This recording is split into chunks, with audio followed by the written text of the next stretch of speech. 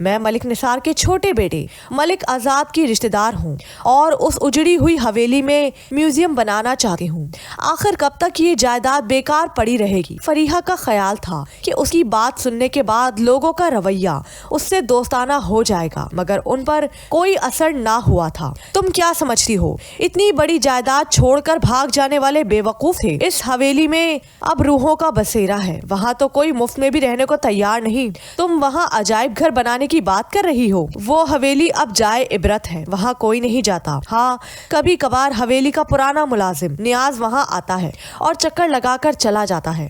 وہ حویلی کے اجڑے ہوئے باغ میں ابھی تک زندہ پھول پھلیاں اتار کے لے جاتا ہے۔ حویلی کے بند کمروں کو کھولنے کی جرت اس میں بھی نہیں۔ اب اس گاؤں میں رہا کون ہے؟ بڈھے اور مائیاں ہی تو رہ گئے ہیں، جڑنے کڑنے کو اور اپنے بچوں کا انتظار کرنے کو، جنہیں اب گاؤں میں رہنا منظور نہیں۔ جانے اس گاؤں کے باسیوں سے کون سا گناہ سرزد ہوا جس کی سزا ہمیں اپنے پیاروں سے جدائی کی شکل میں ملی ہے۔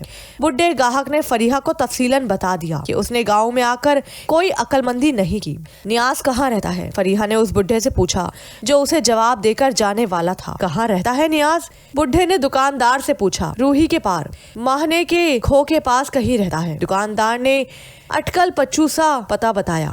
اور روہی کہاں ہے؟ فریحہ نے گھڑی دیکھتے ہوئے کہا، جس کی سوئیاں تیزی سے شام کو اپنے گھیرے میں لے رہی تھی۔ روہی تک تو میرے ساتھ بھی چل سکتی ہو۔ بڈھے نے فریحہ کو پیشکش کی۔ فریحہ نے سر ہلا کر رضامندی ظاہر کر دی۔ بڈھا دکان سے تمباکو اور پرانا گڑ لینے آیا تھا جو وہ لے چکا تھا۔ فریحہ کے ساتھ روہی کی طرف چل پڑا۔ تم ملک آزاد کی کیا لگتی ہو؟ بڈھے نے رستے میں فریحہ سے پوچھا۔ وہ بھول گیا تھا کہ فریحہ اس بارے میں بتا چکی ہے۔ میں ملک آزاد کے سالے کی بیٹی ہوں، فریحہ نے جھوٹ بولا۔ اچھا، بڈھے نے تھوڑا سا کھانستے ہوئے کہا اور روہی کی طرف چلتا رہا۔ خدا نے کیسی کیسی شکلیں بنائی ہیں۔ اب اس لڑکی کو دیکھو جو ملک نثار کی حویلی کے متعلق پوچھ رہی تھی۔ اس کی شکل اداکارہ فریحہ سے ملتی تھی یا نہیں؟ کریانہ فروش اس گاہک سے مخاطب تھا جس نے فریحہ کو دیکھا تھا۔ بڑا ٹھیک اندازہ لگایا، لگتی تو ویسی ہی تھی، مگر کہاں وہ کہاں یہ۔ ہماری اتنی قسمت کہاں کہ فریحہ جیسی مشہور اداکارہ ہمارے اجڑے پجڑے گاؤں میں آئے۔ گاہک نے کریانہ فروش کے انداز کی تصدیق کی۔ ان کی باتوں میں گاؤں کا باکا نوجوان غلام حسین شامل ہو گیا، جس نے ایم.اے. اکنامکس کرنے کے باوجود نوکری پر کھیتی باڑی کو ترجیح دی تھی۔ گاؤں چھوڑنے کو کسی بھی صورت تیار نہ تھا۔ کیا کہا؟ ہیروئن فریحہ جیسی ایک لڑکی ملک نثار کی حویلی کے بارے میں پوچھ رہی تھی۔ غلام حسین نے سخت حیران اور پریشان ہوتے ہوئے کریانہ فروش سے پوچھا۔ ہاں، اس میں پریشانی کی کون سی بات ہے؟ کریانہ فروش کو غلام حسین کی اضطراری کیفیت کچھ عجیب سی لگی تھی۔ کہاں گئی ہے وہ؟ غلام حسین نے کریانہ فروش سے پوچھا۔ تم نے اس کا دودھ پینا ہے؟ تمہاری ماں چاچے ٹہولے کے ساتھ روہی کی طرف نیاز بھلڑ کے گھر گئی ہے۔ کریانہ فروش سے غلام حسین کا کھلا مذاق تھا۔ اس نے غلام حسین کو ساری بات بتا دی اور غلام حسین نے بات سنتے ہی روہی کی طرف دوڑ لگا دی۔ چاچا ٹھولا دور ہی سے نیاز بھلڑ کے مکان کی نشاندہی کر کے چلا گیا، جبکہ فریحہ کی خواہش تھی کہ وہ اسے نیاز کے دروازے تک چھوڑ آئے۔ وہ آگے بڑھنے ہی والی تھی کہ غلام حسین پھولے سانسوں کے ساتھ اس کے پاس پہنچا۔ فریحہ نے اسے مشکوک سی نظروں سے دیکھا اور نظر انداز کرتے ہوئے آگے کو چل پڑی۔ آپ نے نیاز بھلڑ کے گھر جانا ہے؟ غلام حسین نے فریحہ سے پوچھا۔ آپ کو کس نے بتایا؟ فریحہ کو تھوڑی سی حیرت ہوئی۔ چاچے ٹھولے نے، جو آپ کو یہاں تک چھوڑ کر گیا ہے۔ غلام حسین نے بروقت جھوٹ بولتے ہوئے بات بنائی۔ غلام حسین کے منہ سے یہ سن کر فریحہ نے اپنے چہرے سے ناگواری کے تاثرات تیزی سے سمیٹے اور اپنائیت کا رنگ نمایاں کرتے ہوئے کہا، اچھا کیا چاچے ٹھولے نے، میں بھی نیاز صاحب کے گھر اکیلی جاتے ہوئے ہچکچا رہی تھی۔ غلام حسین فریحہ کی رہنمائی کرتے ہوئے اس کے آگے آگے چلنے لگا۔ چاچا نیاز آپ کا کیا لگتا ہے؟ غلام حسین نے کچھ دیر چلنے کے بعد پوچھا۔ میرا تو کچھ نہیں لگتا، میں نے اس سے حویلی کے متعلق پوچھنا ہے۔ فریحہ نے بھی زیادہ بات کرنا مناسب نہ سمجھا۔ غلام حسین خاموشی سے چلتا رہا۔ آپ نوشہرہ خواجگاہ میں ہی رہتے ہیں یا کسی اور گاؤں سے تعلق ہے آپ کا؟ فریحہ نے غلام حسین سے سوال کیا۔ ہم جدی پشتی نوشہرہ خواجگاہ کے رہنے والے ہیں۔ میں پٹواری فضل حسین کا بیٹا ہوں، نام غلام حسین ہے اور گاؤں والے گلو کے نام سے پکارتے ہیں۔ غلام حسین کے جواب کا آخری حصہ سن کر فریحہ کچھ بے چین سی ہوئی۔ اس نے خود کو بڑی مشکل سے روکا، ورنہ اس کا دل چاہ رہا تھا کہ کہہ دے، گلو میں فری ہوں، ملک آزاد کی بیٹی جس کے ساتھ تم بچپن میں کھیلا کرتے تھے، مگر یہ خود کو ظاہر کرنے पढ़ने का वक्त ना था, वैसे उसे गुल्लू अच्छा लगा था, जो बचपन की निस्बत बड़ा खूबसूरत और वजीह दिखाई देता था और मुहज़्ज़िब भी लगता था। आप मुझे पढ़े लिखे लगते हैं, फरीहा ने गुलाम हुसैन की तरफ देखते हुए कहा, जिसकी आंखों में अजीब सी कशिश थी। एमए इकोनॉमिक्स किया है और खेती बाड़ी की है, किसी की नौकरी नहीं की, ना ही करनी है। गुलाम हुसैन के इस जवाब में बड़ी आन थी और उसने ये बात खालिस मर्दाना और दबंग अंदाज में की थी। फरीहा को हैरत के साथ साथ कुछ एहसास कमतरी भी हुआ, क्योंकि वो सिर्फ ग्रेजुएशन कर पाई थी और मजीद पढ़ने की उसे हसरत ही रही थी। कितनी दूर है चाचे नियाज का घर? फरीहा चलते चलते थक सी गई थी। अब ज्यादा दूर नहीं, गुलाम हुसैन ने उसे हौसला दिलाते हुए कहा। कितने बच्चे हैं तुम्हारे? फरीहा ने महज सफर काटने की गर्ज से पूछा। जायज या नाजायज? फरीहा ये लफ्ज अदा करते वक्त गुलाम हुसैन का चेहरा नहीं देख पाई थी, मगर अपनी जगह वो शर्म से जरूर गड़ गई थी। उसे गुलाम हुसैन पर कुछ गुस्सा भी आया। आखिर उसने क्या सोचकर ऐसा बेपाकाना जवाब दिया? वो ऐसा सवाल करने पर खुद से नाराज होने लगी। लगा है आपने बुरा मनाया है, मेरी तो शादी ही नहीं हुई, बच्चे कहाँ से आ गए? गुलाम हुसैन ने कुछ देर बाद इस जवाब की तशरीह से फरीहा को शर्मिंदगी के खाई से निकालना चाहा। फरीहा शादी ना होने की वजह जानना चाहती थी, मगर किसी और नामाकूल जवाब के डर से चुप ही रही। इस गांव में मेरे मेयार की पढ़ी लिखी लड़की मौजूद ही नहीं और किसी दूसरे गांव की लड़की मैंने लानी नहीं, ये मेरी जिद है। गुलाम हुसैन ने फरीहा को शादी ना होने की असल वजह खुद ही बताकर मुतमईन कर दिया। वैसे भी नियाज का घर आ चुका था और गुलाम हुसैन उसके दरवाजे पर दस्तक दे रहा था। कौन है? अंदर से चाचे नियाज की खड़खड़ाती आवाज सुनाई दी।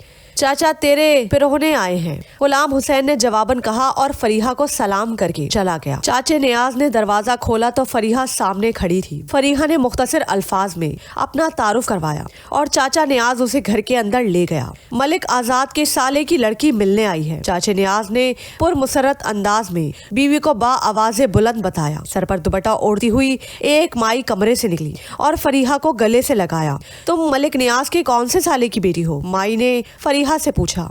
बड़े साले मलिक मुबारक की। फरीहा ने झूठ बोला। मलिक आजाद की लड़की भी कहीं तुम्हारे जितनी होगी, जो घर से भाग गई थी। माई ने फरीहा से अलग होते हुए कहा। मैं उसके बारे में नहीं जानती। फरीहा ने उस तल्ख जिक्र से जान छुड़ानी चाहिए और दिल में सोचने लगी कि गांव के लोग भी कितनी छोटी सोच रखते हैं। आज तक उसके घर से भागने की इतनी पुरानी बात याद रखे हुए हैं, जबकि उनसे अगर कौमी सतह के आसान आसान सवाल भी किए जाएं तो वो उनका जवाब ना दे पाएंगे। कैसे आना हुआ? चाचे नियाज ने फरीहा को बैठने के लिए कुर्सी पेश करते हुए पूछा। मैं मलिक निसार की वीरान हवेली आबाद करना चाहती हूँ और यहाँ एक अजायब घर कायम करने का इरादा रखती हूँ। फरीहा के जवाब पर चाचे नियाज और उसकी बीवी को भी वही हैरत हुई जिससे किराना फरोश और उसकी दुकान पर खड़े गाहक कुछ अरसा पहले दो चार हुए थे। तुम जाने क्या सोचकर चली आई हो? उस हवेली की शोहरत अच्छी नहीं, वहाँ रूहें भटकती हैं। ये जानते हुए भी कि हवेली के मकफल कमरों में कीमती मालो असबाब मौजूद है, कभी किसी ने उन कमरों को खोलने की जुर्रत नहीं की। ये अलग बात है कि रूहों ने आज तक किसी को नुकसान नहीं पहुंचाया, मगर उनके वजूद से इनकार नहीं किया जा सका। जाहिर है वहाँ अजायब घर कायम करने के लिए तोड़ फोड़ और नई तामीरात करनी होंगी और गांव का कोई भी कारीगर या मजदूर वहाँ काम करने को तैयार न होगा। वैसे भी इतनी दूर दराज जगह पर अजायब घर को देखने कौन आएगा? लगता है तुम्हें पैसे उड़ाने और वक्त जाया करने का शौक है। चाचे नियाज ने फरीहा को बड़े माकूल अंदाज में सब कुछ बता दिया। उसे यकीन था कि फरीहा उसकी मानते हुए अपने इरादे से बाज रहेगी। फरीहा को जूं हवेली की पुरस्रारियत से आगाही हो रही थी, उसी कदर उसका वहां जाने और कयाम करने को जी चाह रहा था। जिंदगी से तो वो उकता ही चुकी थी। अगर वो खुद अपने हाथों मरने की बजाय किसी रूह के हाथों मारी जाती तो उसे कोई फर्क नहीं पड़ता था। मौत मौत ही कहलाती, कुछ और ना बन जाती। फरीहा ने अपने अटल इरादे का इजहार सुबह तक के लिए मौखर कर दिया, वरना उसके मेजबानों का रवैया उससे बदल जाता और उसे रात गुजारनी मुश्किल हो जाती। फरीहा की खामोशी से चाचा नियाज और उसकी बीवी यही समझे कि वो उनकी बातों की कायल हो चुकी है। वो उसके साथ बाहमी दिलचस्पी की दूसरी बातें करने लगे। फरीहा बहुत थक चुकी थी, इसलिए रात का खाना खाते ही उसे गहरी नींद आ गई और उसकी आंख उस वक्त खुली जब सूरज जमीन का हक ज़ौजियत अदा कर रहा था। चाचा मुझे हवेली ले चलो। फरीहा ने नाश्ते के बाद अपना सफरी बैग उठाते हुए कहा। हाँ दिन को देखने में तो कोई हर्ज नहीं, असल खौफ तो वहाँ रात के वक्त आता है। एक बार वापडा की एक सर्वे टीम वहाँ ठहरी थी, मगर रात के वक्त रूहों के कारनामे देकर वो भी वहाँ से भाग गए थे। चाचा नियाज फरीहा के इरादों से वाकिफ ना था। वो अपना साफा सर पर बांधते हुए उठ खड़ा हुआ। माई ने फरीहा का माथा चूमकर उसे अलविदा किया। वैसे तो मेरी रूह भी हवेली ही में रहती है, जब तो मुझे वहाँ जाए बगैर सुकून नहीं आता और मैं लोगों के मना करने के बावजूद वहाँ जाता रहता हूँ। हवेली तो मेरा नशा है। चाचे नियाज ने रास्ते में फरीहा से कहा, हो सकता है मेरे महीने 2 महीने हवेली में रहने से रूहें भाग जाएं। फरीहा ने चाचे नियाज पर अपनी नीयत बड़े हिसाब से जाहिर कर दी। लगता है मरने की नीयत लेकर आई हो, इतनी बार समझाया तुझ पर असर ही नहीं होता। 2 महीने रहेगी हवेली में, रूहों ने तेरा कुछ भी ना बिगाड़ा तो गाँव का कोई ओबाश या नशेई नौजवान तेरी मुश्क पाकर तुझे रोल डालेगा। अगर ऐसा चाहती है तो बड़े शौक से रह हवेली में। चाचा नियाज नाराज हो गया था। फिर हवेली आने तक चाचा नियाज और फरीहा बिल्कुल खामोश रहे। चाचा नियाज फरीहा को लेकर हवेली में दाखिल हुआ। हवेली में खड़े सड़ते पानी और कूड़े करकट की बू फैली थी। दूसरी मंजिल की टूटी दीवारें और टूटे दरवाजे साफ दिखाई दे रहे थे। हवेली के सहन में एक फवारा था जो कभी का खुश था और उसके गर्द लंबी लंबी घास उगी थी। यहाँ रहने से तुम्हें क्या हासिल होगा? चाचे नियाज ने फरीहा की टूटी सीढ़ियों के जरिए ऊपर ले जाते हुए पूछा। ये तो रहने के बाद ही बता सकती हूँ, फरीहा ने पट से जवाब दिया। ऐसी हेटली लड़की मैंने अपनी जिंदगी में नहीं देखी। चाचा नियाज बड़बड़ाया। दूसरी मंजिल के एक टूटे हुए कमरे से हवेली का अकबी मंजर वाज़े तौर पर देखा जा सका था, जहां खेत ही खेत थे और सड़क दिखाई देती थी। यहाँ लोगों का आना जाना तो है। फरीहा ने वहां सिगरेट के टूटे देसी शराब की खाली बोतलें और सिगरेटों की खाली डिब्बियां पड़ी देकर कहा, मैंने कब कहा कि यहाँ कोई नहीं आता, मगर दिन में तुम्हारी तरह महीना 2 महीने रहने का सोचकर कोई नहीं आता। रात को यहाँ आने का सोचकर भी बड़े बड़ों की हवा निकल जाती है। तुम तो फिर औरत जात हो। चाचा नियाज अब भी फरीहा की हौसला शिकनी कर रहा था। औरत जात हूँ तो क्या हुआ? खुदा ने हर उस चीज को जिसे उसने जिंदगी अता की है मौत से लड़ने की ताकत भी दी है। किसी की ताकत दिनों महीनों के लिए होती है और किसी की सालों अशरों के लिए। मैं आपको यहाँ रुकने के लिए नहीं कहूंगी। वैसे आप अगर मेरे जिंदा होने की तस्दीक करने की गर्ज से आना चाहे तो मुझे कोई एतराज भी नहीं होगा। फरीहा की बात सुनकर चाचे नियाज का मुंह मामूल से कहीं ज्यादा खुल गया। खाओगी पियोगी कहाँ से? नहाना धोना और दीगर मसले मसाइल मुझे तो कुछ समझ नहीं आ रही। और अब हम बुजुर्गों की सुनता कौन है? अगर तुम्हारे साथ कोई मर्द होता तो मैं ज्यादा इसरार ना करता, मगर अकेली औरत, वो भी वीरान हवेली में, ये तो सीधी सीधी मरने वाली बात है। तुमने बैठे बिठाए मुझे परेशान करके रख दिया है। अगर तुम्हें कुछ हो गया तो जानती हो मुझे किस कदर दुख होगा। चाचे नियाज ने फरीहा को कायल करने की आखिरी कोशिश की। मेरी खुराक इतनी ज्यादा नहीं, दूध, डबल रोटी, फल और बिस्किट वगैरह, ये सब चीजें मैं रोजाना या हफ्तावार करीबी दुकान से ले सकती हूँ। सोने के लिए स्लीपिंग बैग है मेरे पास, गाने सुनने के लिए टेप भी है। हवेली में इतना झाड़ झनकार पड़ा है, 2-4 ईंटें लाकर चूल्हा बना लूंगी और चाय के साथ अंडा उबाल लिया करूंगी। कोई कसम वाली बात नहीं कि मैंने लाजमी 2 महीने ही रहना है। मुमकिन है मेरा दिल भर जाए और मैं इससे पहले भी चली जाऊं। आप मुझसे नाराज ना हो और मेरे बारे में गाँव वालों को बताने की भी कोई जरूरत नहीं। मैं खुफिया पुलिस में काम करती हूँ और कैमरा मेरे पास है। तंग करने वालों की तस्वीरें उतार लूंगी और पूरे इलाके में जलील करवाऊंगी। फरीहा ने इस बार चाचे नियाज से बहुत मुख्तलिफ अंदाज में बात की थी। चाचा नियाज फरीहा को अल्लाह के हवाले कहकर चला गया। फरीहा ने चाचे नियाज के जाते ही कैमरा निकाला और हवेली की मुख्तलिफ जावियों से तस्वीर लेनी शुरू की और एक फिल्म रोल मुकम्मल कर डाला और दूसरे रोल में से भी 6-7 तस्वीरें उतार ली। फरीहा ने हवेली में रहने की गर्ज से दूसरी मंजिल का इंतखाब किया था, जहां से वो कम से कम दिन के वक्त आने जाने वालों पर नजर रख सकती थी। रात को तो वैसे भी हवेली के नजदीक कोई ना भटकता था। फरीहा ने रिहाइश की गर्ज से ऐसा कमरा चुना था जो दीगर खुले कमरों की निस्बत ज्यादा अच्छी हालत में था।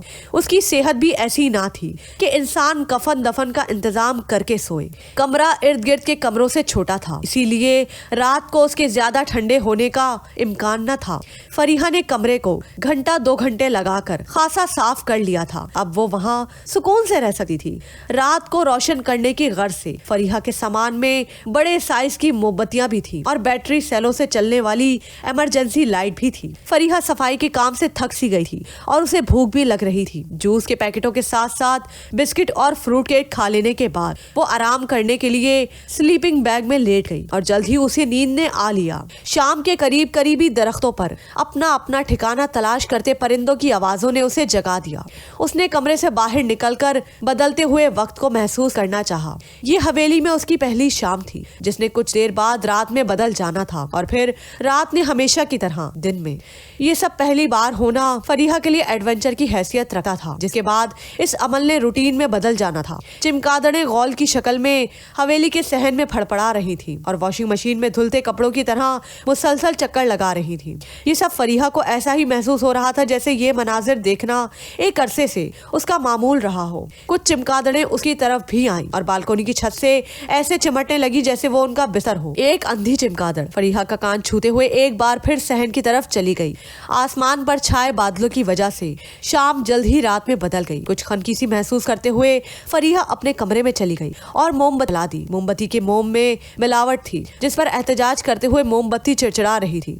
आज रात फरीहा ने अपने जहन पर ज्यादा जोर नहीं देना था और सिर्फ फिल्म का नाम सोचना था। दिमाग उसके इरादों का पाबंद ना था और वो अपनी चलाते हुए फिल्म का नाम सोचने के बजाय शायरी की तरफ बह निकला और फरीहा अपनी जिंदगी का तज्जिया करने लगी।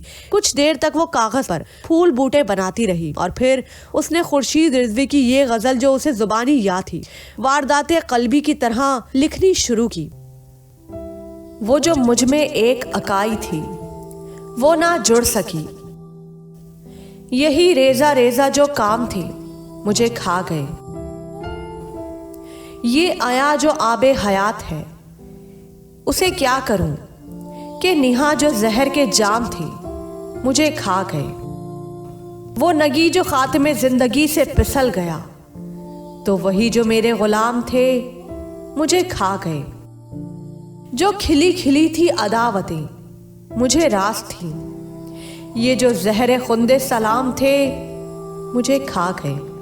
उसने ये सब कुछ लिखने को लिख तो लिया मगर फिर उसे ख्याल आया कि वो यहाँ फिल्म का स्क्रिप्ट लिखने आई है। उसने सफा पलटकर एक बार फिर फिल्म के नाम पर गौर करना शुरू किया और कई नाम लेकर काटे। आखिर उसे फिल्म के लिए पुराने नैन का नाम पसंद आया जिसे ना सिर्फ उसने लिखा बल्कि मुंह से कई बार मुख्तलिफ अंदाज में अदा भी किया, जैसे रेडियो पर फिल्म का इश्तिहार चल रहा हो। इस तमाम मश्क से मुतमईन होकर उसने फिल्म की वन लाइन स्टोरी लिखनी शुरू की और ये बात अपने दिमाग में बिठा ली कि इस फिल्म में अलमास या उससे मिलता जुलता कोई किरदार हरगिज नहीं आएगा। वो ना सिर्फ अपनी जात की नफी करेगी बल्कि अलमास का परतू भी अपनी कहानी पर पड़ने नहीं देगी। फरीहा अपने काम में पूरी तरह मगन थी कि उसे सहन में कुछ गिरने की जोरदार आवाज आई जिसे नजरअंदाज करना नामुमकिन था। वो सोच में पड़ गई कि कमरे से बाहर निकलकर देखे या ना देखे। उसका दिल कुछ बैठ सा गया। उसे चाचे नियाज की बात याद आने लगी जिसने कहा था कि दिन की बात और है,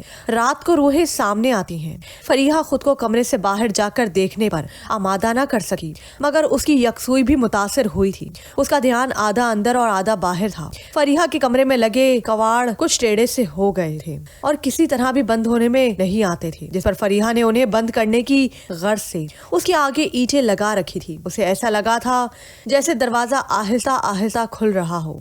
जब दोनों कवाड़ों का दरमियानी फासला आधे फीट से भी ज्यादा बढ़ गया तो फरीहा पहले से कहीं ज्यादा खौफ महसूस करने लगी। ऐसी सर्द हवा बाहर से अंदर आई जैसे किसी ने फ्रीजर का ढकना खोला हो। फरीहा ने खुद में उठने की हिम्मत पैदा की और भारी कदमों से आगे बढ़ते हुए दरवाजा एक बार फिर उसी हद तक बंद कर दिया जहां तक वो हो सका था। ये काम करते ही वो एक बार फिर वहीं आ बैठी जहां से उठकर गई थी। उसने अपना ध्यान पूरी तरह फिल्म का सीन लिखने पर लगाया जो उसके जहन में तो था मगर कागज पर नहीं आया था। उसे अंदाजा हो गया था कि बाहर चलने वाली तेज हवा की वजह से ही सहन में कुछ गिरा था और उसी के जोर से दरवाजा भी खुला था। दरवाजा इस बार पहले से कहीं ज्यादा जोर से खुला था जिसे महज हवा की शरारत नहीं कहा जा सकता था। ठंडी हवा एक बार फिर कमरे में दर आई थी और इस बार फरीहा के कागजात भी हवा के जोर पर उड़ने लगे थे। फरीहा ने उन्हें जैसे तैसे समेटा और दरवाजा एक बार फिर बंद करने की नीयत से दरवाजे की तरफ बढ़ी। उसके कदम ना सिर्फ जम गए बल्कि उसने अपनी जीन्स भीगती महसूस की। खुले दरवाजे में कफन पोश बुढ़िया खड़ी थी और उसके लब कुछ कहने के लिए फड़फड़ा रहे थे। मैं तुम्हारी परदादी नूरा हूँ फरी। रूह की बात फरीहा ने अपनी रूह में उतरती महसूस की। यकीनन वो उसकी परदादी थी, जो उसे ना सिर्फ पहचान चुकी थी बल्कि उसके बचपन का नाम भी जानती थी। मैं तुम्हें खुशामदीद कहती हूँ मेरी बच्ची, घबराने की कोई जरूरत नहीं। जितनी देर तेरी मर्जी यहाँ रह, सुकून से रह और जिस चीज की जरूरत हो वो कागज पर लेकर इस कमरे से बाएं हाथ तीसरे बंद कमरे के बाहर बने दिए वाले ताक में रख दे। तेरी मांगी हुई चीज तुझे मिल जाएगी। मैं तुझसे बहुत खुश हूँ, तू बड़ी तरक्की करेगी, नाम पाएगी। मैं तुझे आने वाले वक्त के मुतालिक इशारों से बताती रहूंगी। कुछ कम इज्जत तेरी आज भी नहीं है।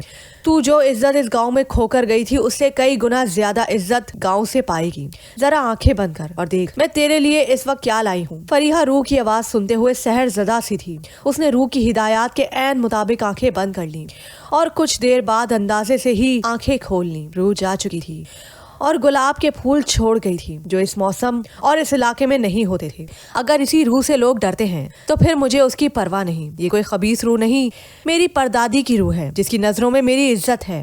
अगर वो भी मुझे खानदान वालों की तरह बुरा समझती तो जरूर मुझे नुकसान पहुंचाती। अच्छा हुआ आज पहली ही रात हवेली की रूह से मेरी मुलाकात हो गई, वरना उसके आ जाने का खौफ जाने कितने दिन तक मेरे दिल में रहता।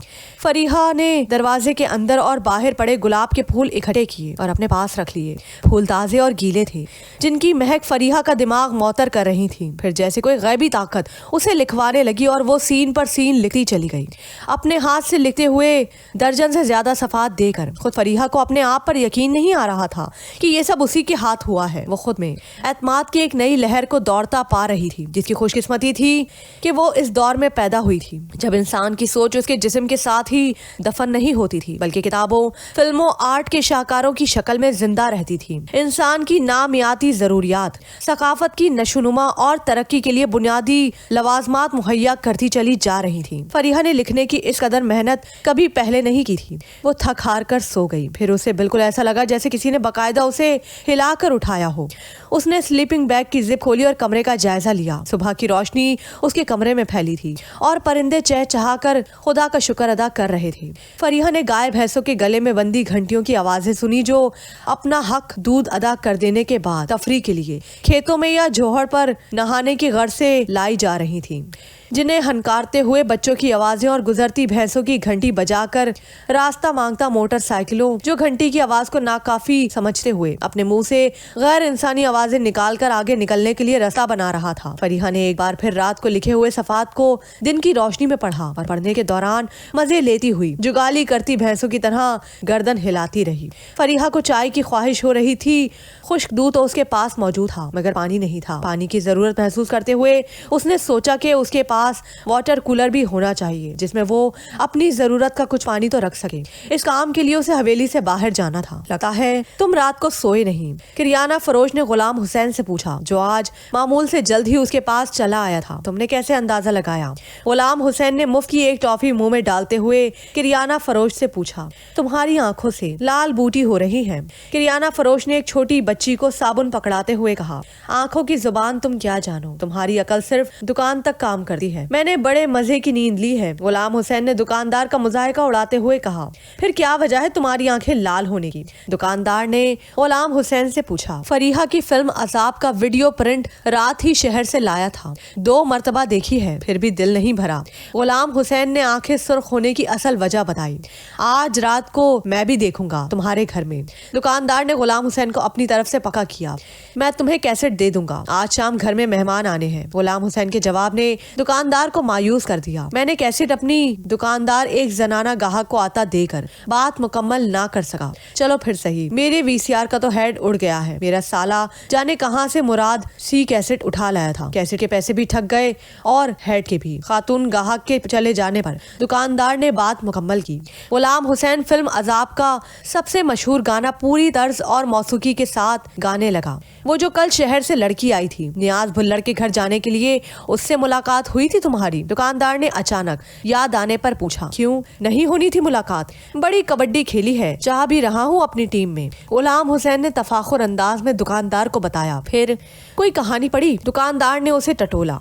कुम्हारन नहीं थी वो जो पहली ही मुलाकात में भैंस जाती। मैं उसे चाचे नियाज के घर छोड़कर चला आया था। गुलाम हुसैन ने दुकानदार की जात कुम्हार के हवाले से चोट भी की थी और उसे माकूल जवाब भी दिया था।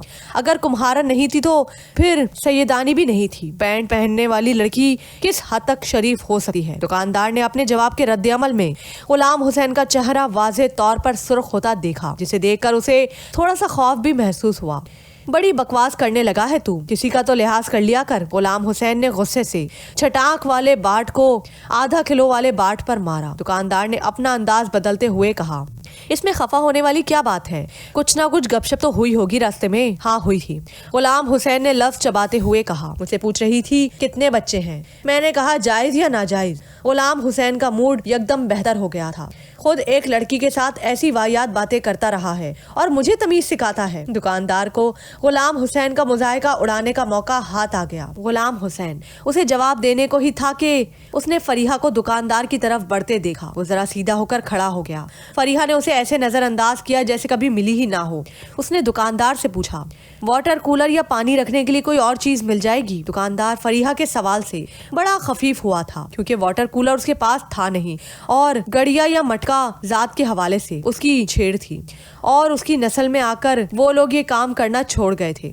वो फरीहा को जवाब देने के बारे में मुतमज़्ज़ब था और उसकी सुस्ती का फायदा गुलाम हुसैन ने ये कहते हुए उठाया, इसके दादा के हाथ का बना हुआ घड़ा मेरे घर में पड़ा है, वो पानी अब भी ठंडा करता है, अगर आपको कबूल हो तो ला देता हूँ। कितना बड़ा है? फरीहा ने गुलाम हुसैन की तरफ पूरी तरह मुतवज्जो होते हुए पूछा। इतना बड़ा।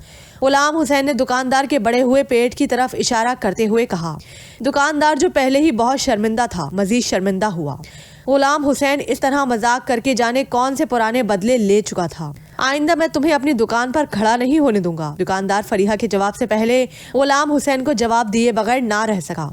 ना खड़ा करना मुझे अपनी दुकान पर, मैं अपनी कुर्सी साथ लेकर आया करूंगा। गुलाम हुसैन बड़ी फॉर्म में था। आप मुझे घड़ा ला दें। कितने पैसे होंगे उसके?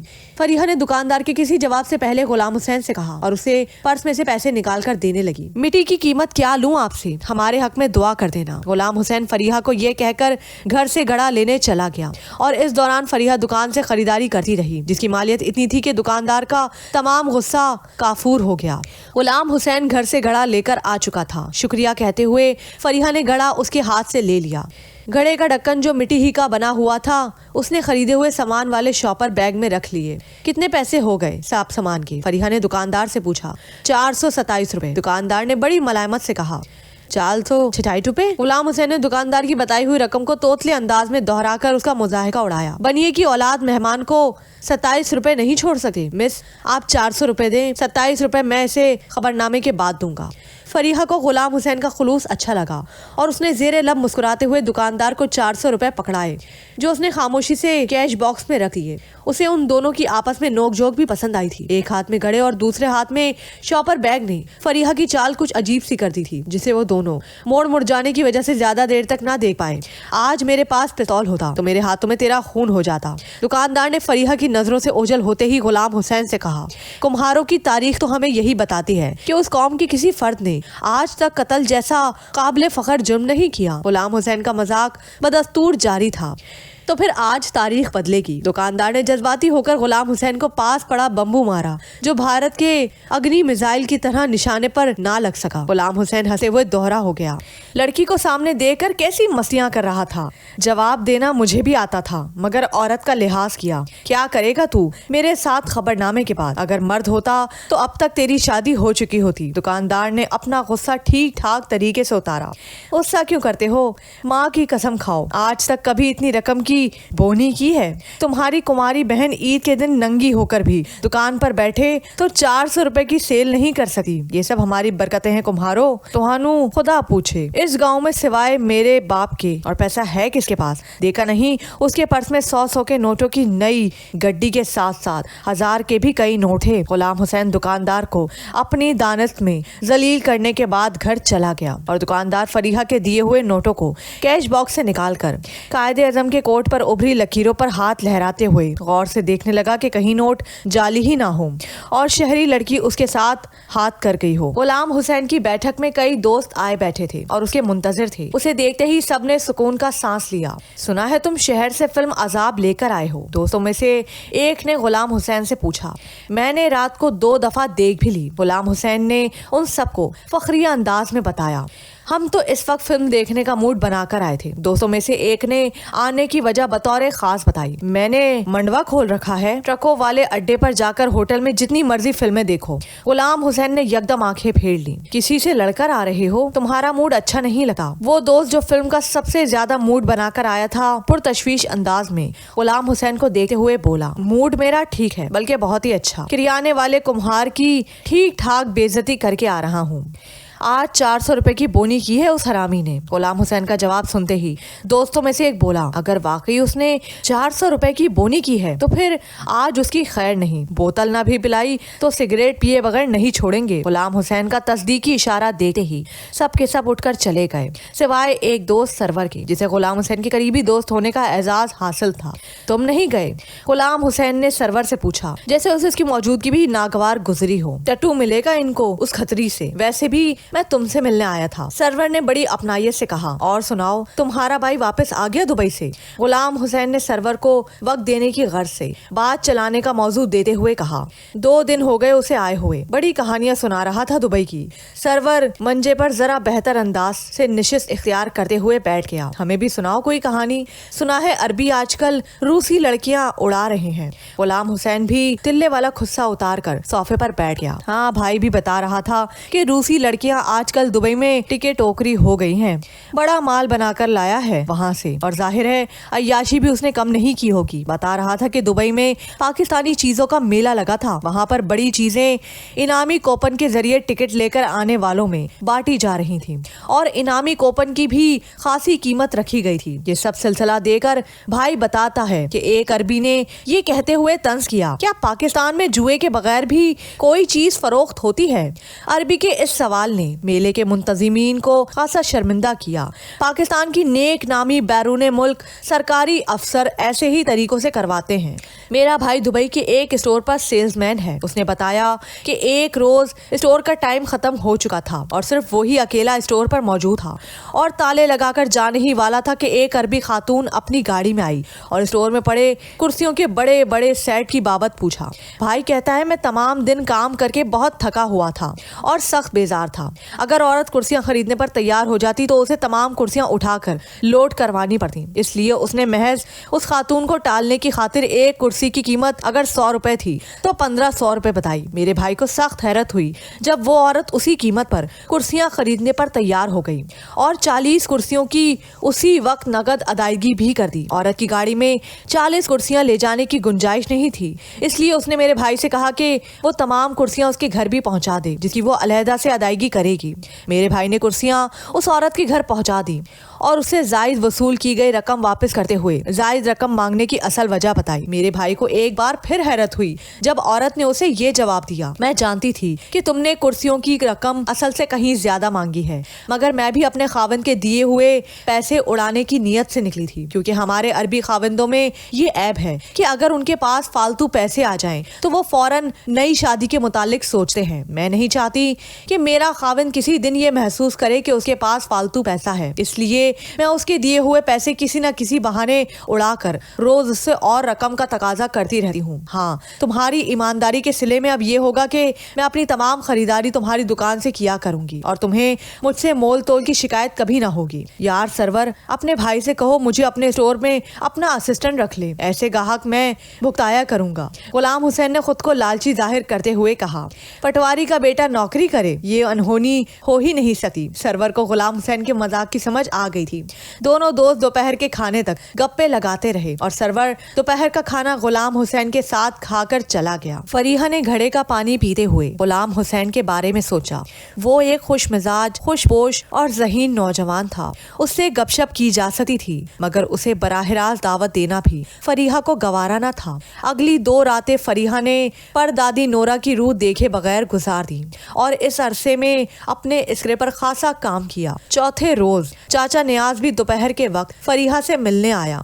اور اسے زندہ سلامت خوش باش دے کر خوش ہوا۔ وہ اس کے لیے مکئی کی روٹی اور دیسی گھی میں ادرک، ہری مرچ اور لہسن کے تڑکے والا ساگ لے کر آیا تھا، گویا یہ اس کا ویران حویلی میں خیر خیریت کے ساتھ 4 دن گزارنے کا انعام تھا۔ اتنا مزیدار کھانا کھانے پر فریحہ نے چاچے نیاز کو 100 کا نوٹ بطور انعام دینا چاہا، جس پر اسے چاچے نیاز کی پیار بھری چپت کھانی پڑی۔ تم لوگ بھولے ہوگے، ہم نہیں بھولے، مہمان کی خاطر ہماری جان بھی حاضر ہے، اور مہمان بھی ہماری بیٹی ہو۔ ہم کنجر ہیں جو اپنی بیٹیوں سے پیسے لیں۔ مجھے یہ بتاؤ، کوئی ہوائی شے یا روح وغیرہ تو نظر نہیں آئی؟ چاچا نیاز فریحہ کی جرت سے بہت متاثر نظر آتا تھا۔ پہلی رات پر دادی نورا کی روح نظر آئی تھی، مگر اس نے مجھے کچھ کہا نہیں۔ وہ مجھ سے بہت خوش تھی، فریحہ نے پرجوش انداز میں چاچے نیاز کو بتایا، مگر وہ ایک حقیقت اسی دوران چاچے نیاز پر واضح کر گئی تھی۔ تم روح دیکھ لینے کے باوجود یہاں رکی ہوئی ہو؟ چاچے نیاز کو سخت حیرت اور تعجب تھا۔ اور دوسری بات یہ کہ نورا تمہاری پردادی کیسے ہو گئی؟ میرا اندازہ درست نکلا، تم ملک آزاد کی بیٹی فری ہو جو یہاں سے بھاگ گئی تھی۔ فریحہ کو اعتراف کرنا پڑا کہ جو وہ کہہ رہا ہے وہی سچ ہے۔ تمہیں یہ بات چھپانے کی ضرورت کیا تھی؟ چاچے نیاز نے کچھ دیر بعد پوچھا۔ کیا آپ چاہتے ہیں گاؤں کے لوگ ایک بار پھر مجھے حقارت کی نظروں سے دیکھیں؟ کیا میں اپنی غلطی کی سزا اس عمر میں بھی بھگتتی رہوں گی؟ فریحہ رو دینے کے قریب تھی۔ چاچے نیاز کو فریحہ کی بات سمجھ آ گئی۔ یہ راز میرے اور تمہارے درمیان ہی رہے گا۔ اب مجھے یہ بتاؤ کہ تم اس حویلی میں چھپا کوئی خزانہ تلاش کرنے آئی ہو یا کوئی اور وجہ ہے؟ کیونکہ یہاں عجائب گھر بنانے والی بات میرے دل کو لگی نہیں۔ فریحہ کو چاچے نیاز پر اعتبار تھا کہ وہ اس کا راز رکھے گا۔ اس نے اسے ساری کہانی صاف صاف بتا دی۔ اب تم بے فکر ہو کر جتنی دیر مرضی یہاں رہو، میرا دل تمہاری طرف سے صاف ہو گیا ہے۔ میں اب روز چکر لگاتا رہوں گا۔ باہر کا کوئی بھی کام ہو مجھے بتا دیا کرنا۔ تمہارا باہر جانا ٹھیک نہیں، اتنی بڑی حویلی کے ہوتے ہوئے باہر جانے کی ضرورت بھی کیا ہے؟ خدا تمہیں اپنے مقصد میں کامیاب کرے۔ چاچا فریحہ کو دعائیں دیتا چلا گیا۔ فریحہ بھی خود کو ہلکا پھلکا محسوس کرتی رہی۔ اپنی اصلیت ظاہر نہ کرنا اعتراف سے پہلے اسے کسی جرم جیسا محسوس ہوتا تھا جو اب نہیں رہا تھا۔